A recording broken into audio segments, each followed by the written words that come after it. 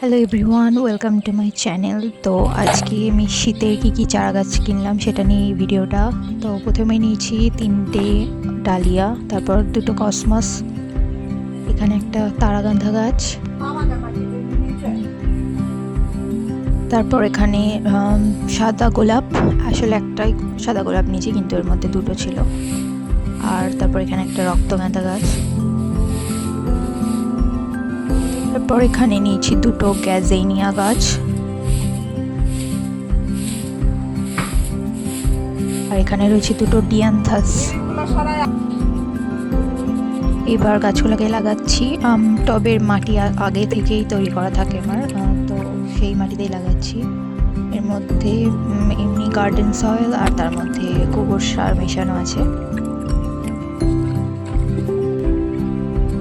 এবার এটা হচ্ছে একটা চন্দ্রমল্লিকা গাছ। এবার আমি একটাও কিনিনি, কারণ সব এর আগের বছরকার গাছ ছিল, সেগুলো থেকে চারা বানানো হয়েছে।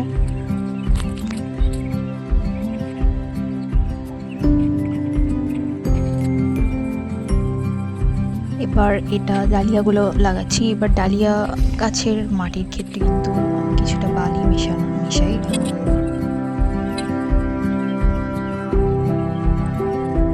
এই গাছগুলো যেহেতু খুবই ছোট আছে এখন, তো এখানে অল্প অল্প জল দিতে হবে, বেশি জল দেওয়া যাবে না। এটা বড় টবে লাগানো, কিন্তু তাও বেশি জল দেওয়া যাবে না, কারণ গাছগুলো খুব ছোট, নাহলে পচে যাবে।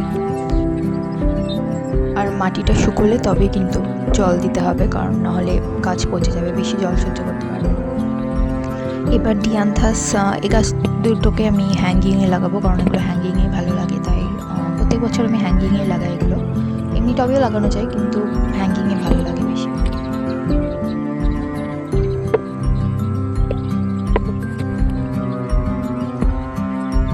আর এবার 7-10 দিন পর থেকে তারপর খোল জল দেবো, তাহলে গাছগুলো অনেকটা বেড়ে উঠবে, তাড়াতাড়ি বাড়বে। এবার কসমস দুটো, এটা একটা টবে লাগিয়ে দেবো। কসমসটা মাটিতে লাগালেও ভালো হয়, অনেকটা বড় গাছ হয়। এর আগের বছর আমি মাটিতে লাগিয়েছিলাম, কিন্তু এবার এখানে টবে লাগিয়ে দিচ্ছি, কারণ মাটিতে জায়গা নেই, সব গ্যাদা গাছে ভরে